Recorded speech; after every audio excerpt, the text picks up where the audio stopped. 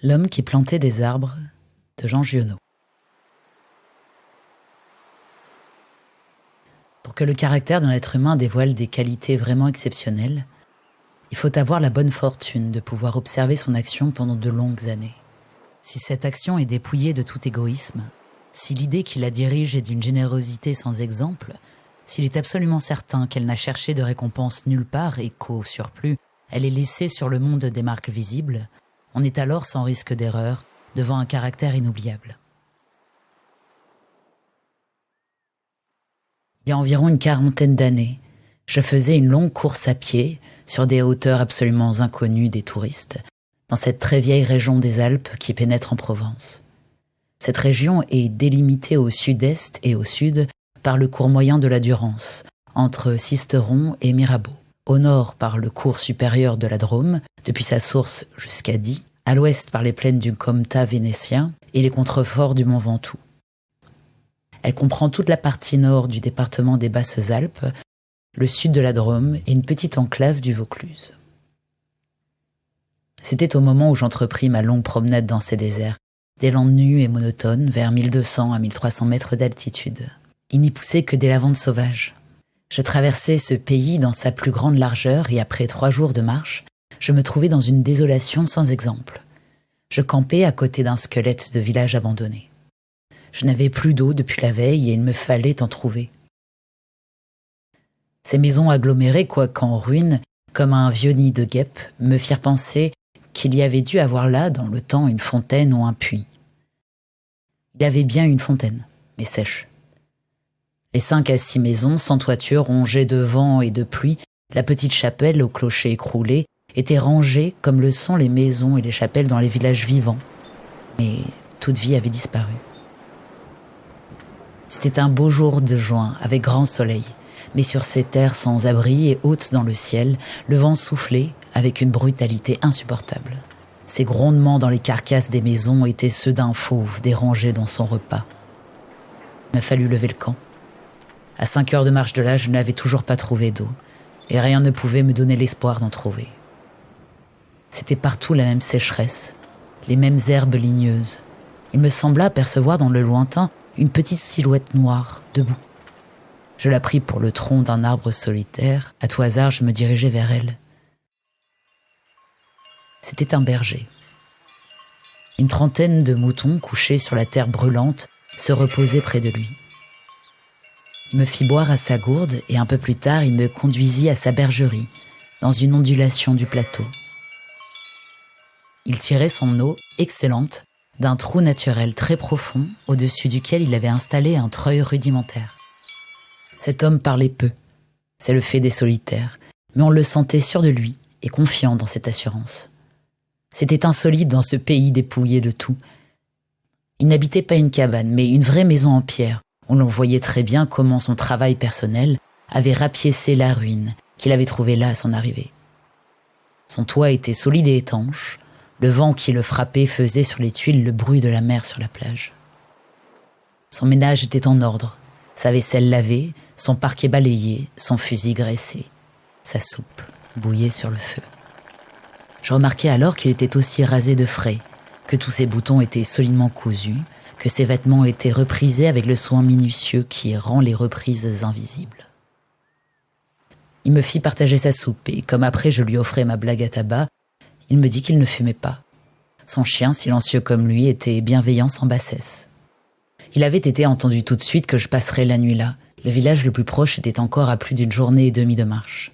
Et au surplus, je connaissais parfaitement le caractère des rares villages de cette région. Il y en avait 4 ou 5 dispersés loin les uns des autres sur les flancs de ces hauteurs, dans les taillis de chênes blancs, à la toute extrémité des routes carrossables. Ce sont des endroits où l'on vit mal. Les familles serrées les unes contre les autres dans ce climat qui est d'une rudesse excessive, aussi bien l'été que l'hiver, exaspèrent leur égoïsme en vase clos. L'ambition irraisonnée s'y démesure, dans le désir continu de s'échapper de cet endroit. Les hommes vont porter leur charbon à la ville avec leurs camions, puis retournent. Les plus solides qualités craquent sous cette perpétuelle douche écossaise.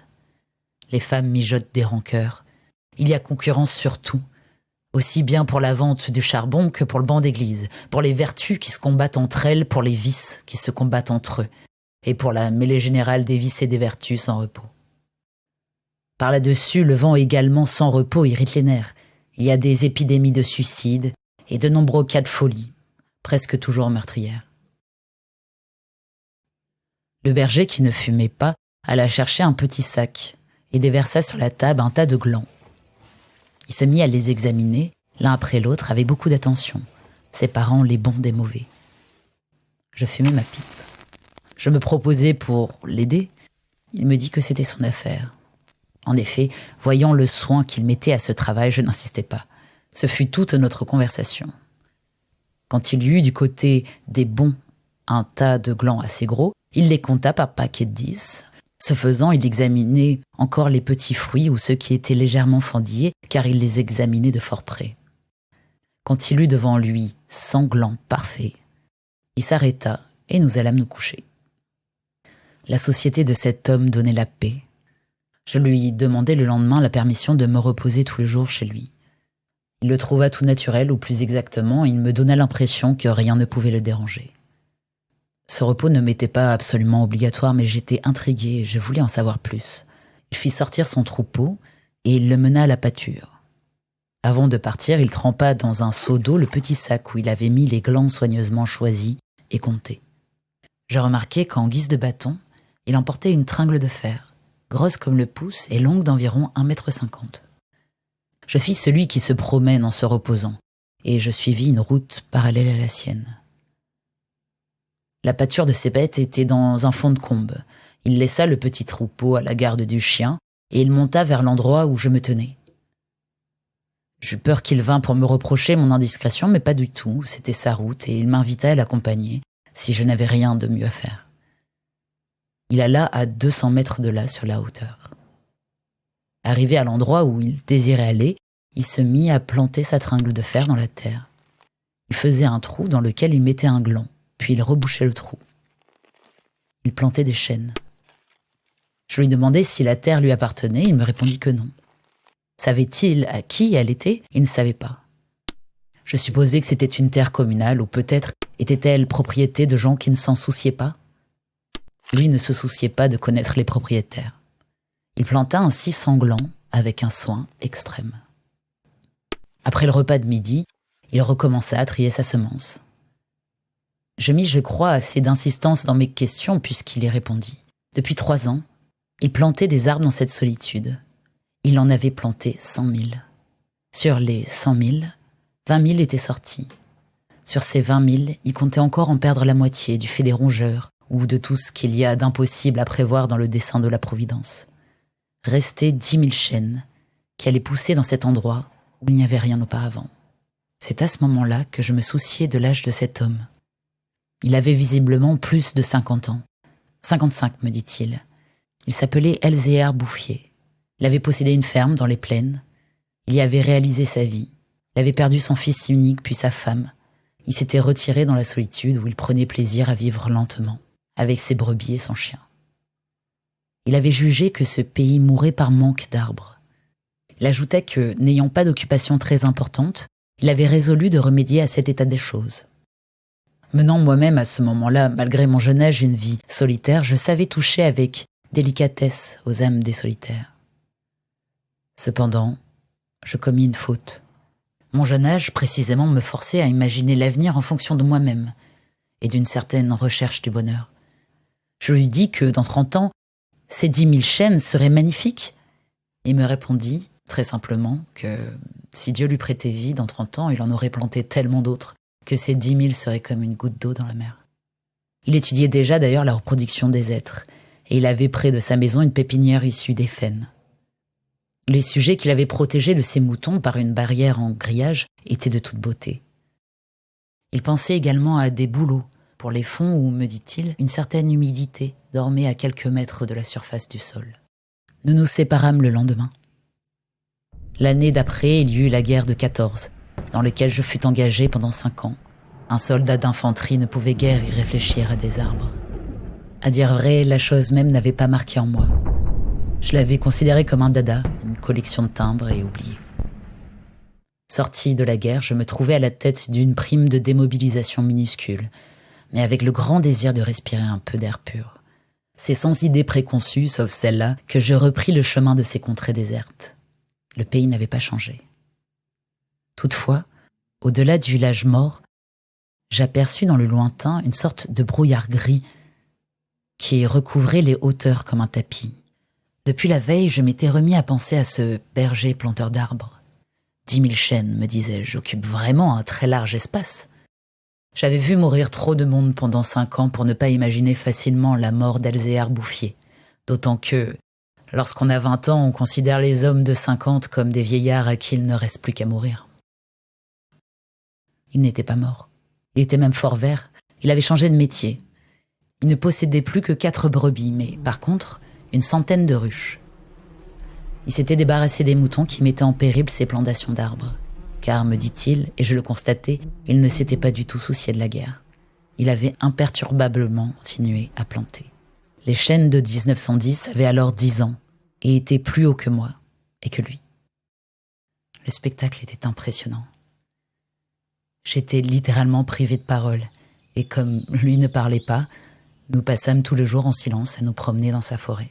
Elle avait, en 3 tronçons, 11 kilomètres de long et 3 kilomètres dans sa plus grande largeur. Quand on se souvenait que tout était sorti des mains et de l'âme de cet homme, sans moyens techniques, on comprenait que les hommes pourraient être aussi efficaces que Dieu, dans d'autres domaines que la destruction. Il avait suivi son idée, et les êtres qui m'arrivaient aux épaules, répandus à perte de vue, en témoignaient. Les chênes étaient drus et avaient dépassé l'âge où ils étaient à la merci des rongeurs. Quant au dessein de la Providence elle-même, pour détruire l'œuvre créée, il lui faudrait avoir désormais recours au cyclone. Il me montra d'admirables bosquets de bouleaux qui dataient de 5 ans, c'est-à-dire 1915, de l'époque où je combattais à Verdun. Il leur avait fait occuper tout le fond où ils soupçonnaient, avec juste raison, qu'il y avait de l'humidité presque à fleur de terre.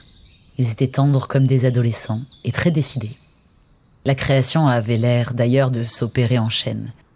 Il ne s'en souciait pas. Il poursuivait obstinément sa tâche, très simple. Mais en redescendant par le village, je vis couler de l'eau dans des ruisseaux qui, de mémoire d'homme, avaient toujours été à sec. C'est la plus formidable opération de réaction qu'il m'ait été donné de voir. Ces ruisseaux secs avaient jadis porté de l'eau, dans des temps très anciens. Certains de ces villages tristes dont j'ai parlé au début de mon récit s'étaient construits sur les emplacements d'anciens villages gallo-romains, dont il restait encore des traces, dans lesquels les archéologues avaient fouillé et ils avaient trouvé des hameçons à des endroits où au XXe siècle on était obligé d'avoir recours à des citernes pour avoir un peu d'eau. Le vent aussi dispersait certaines graines. En même temps que l'eau réapparaissaient les sols, les osiers, les prés, les jardins, les fleurs, et une certaine raison de vivre. Mais la transformation s'opérait si lentement qu'elle entrait dans l'habitude sans provoquer d'étonnement. Les chasseurs qui montaient dans les solitudes à la poursuite des lièvres ou des sangliers avaient bien constaté le foisonnement des petits arbres, mais ils l'avaient mis sur le compte des malices naturelles de la terre. C'est pourquoi personne ne touchait à l'œuvre de cet homme. Si on l'avait soupçonné, on l'aurait contrarié. Il était insoupçonnable. Qui aurait pu imaginer, dans les villages et dans les administrations, une telle obstination dans la générosité la plus magnifique? À partir de 1920, je ne suis jamais resté plus d'un an sans rendre visite à Elzéar Bouffier. Je ne l'avais jamais vu fléchir ni douter, et pourtant Dieu sait si Dieu même y pousse. Je n'ai pas fait le compte de ses déboires. On imagine bien cependant que, pour une réussite semblable, il a fallu vaincre l'adversité, que pour assurer la victoire d'une telle passion, il a fallu lutter avec le désespoir. Il avait pendant 1 an planté plus de 10 000 érables. Ils moururent tous. L'an d'après, il abandonna les érables pour reprendre les hêtres, qui réussirent encore mieux que les chênes. Pour avoir une idée à peu près de ce caractère exceptionnel, il ne faut pas oublier qu'il s'exerçait dans une solitude totale. Si totale que, vers la fin de sa vie, il avait perdu l'habitude de parler. Ou peut-être n'en voyait-il pas la nécessité. En 1933, il reçut la visite d'un garde forestier éberlué. Ce fonctionnaire lui intima l'ordre de ne pas faire de feu dehors, de peur de mettre en danger la croissance de cette forêt naturelle. C'était la première fois, lui dit cet homme naïf, qu'on voyait une forêt pousser toute seule. À cette époque, il allait planter des hêtres à 12 kilomètres de sa maison. Pour s'éviter le trajet d'aller-retour, car il avait alors 75 ans, Il envisageait de construire une cabane de pierre sur les lieux mêmes de ses plantations, ce qu'il fit l'année d'après. En 1935, une véritable délégation administrative vint examiner la forêt naturelle. Il y avait un grand personnage des eaux et forêts, un député, des techniciens. On prononça beaucoup de paroles inutiles. On décida de faire quelque chose et heureusement, on ne fit rien. Sinon, la seule chose utile, mettre la forêt sous la sauvegarde de l'État et interdire qu'on vienne y charbonner. Car il était impossible de n'être pas subjugué par la beauté de ces jeunes arbres en pleine santé. Et elle exerça son pouvoir de séduction sur le député lui-même. J'avais un ami parmi les capitaines forestiers qui étaient de la délégation. Je lui expliquai le mystère. Un jour de la semaine d'après, nous allâmes tous les deux à la recherche d'Elzéar Bouffier. Nous le trouvâmes en plein travail à 20 km de l'endroit où avait eu lieu l'inspection. Ce capitaine forestier n'était pas mon ami pour rien. Il connaissait la valeur des choses. Il sut rester silencieux. J'offris les quelques œufs que j'avais apportés en présent. Nous partageâmes notre casse-croûte en trois, et quelques heures passèrent dans la contemplation muette du paysage. Le côté d'où nous venions était couvert d'arbres de 6 à 7 mètres de haut. Je me souvenais de l'aspect du pays en 1913, le désert. Le travail paisible et régulier, l'air vif des hauteurs, la frugalité et surtout la sérénité de l'âme avaient donné à ce vieillard une santé presque solennelle. C'était un athlète de Dieu. Je me demandais combien d'hectares il allait encore couvrir d'arbres. Avant de partir, mon ami fit simplement une brève suggestion à propos de certaines essences auxquelles le terrain d'ici paraissait devoir convenir. Il n'insista pas. Pour la bonne raison, me dit-il après, que ce bonhomme en sait plus que moi. Au bout d'1 heure de marche, l'idée ayant fait son chemin en lui, il ajouta « Il en sait beaucoup plus que tout le monde. Il a trouvé un fameux moyen d'être heureux. » C'est grâce à ce capitaine que non seulement la forêt, mais le bonheur de cet homme furent protégés. Il fit nommer 3 gardes forestiers pour cette protection, et il les terrorisa de telle façon qu'ils restèrent insensibles à tous les pots de vin que les bûcherons pouvaient proposer. L'œuvre ne courut un risque grave que pendant la guerre de 1939. Les automobiles marchant alors au gazogène, on n'avait jamais assez de bois. On commença à faire des coupes dans les chênes de 1910, mais ces quartiers sont si loin de tout réseau routier que l'entreprise se révéla très mauvaise au point de vue financier. On l'abandonna. Le berger n'avait rien vu. Il était à 30 km de là, continuant paisiblement sa besogne, ignorant la guerre de 39 comme il avait ignoré la guerre de 14.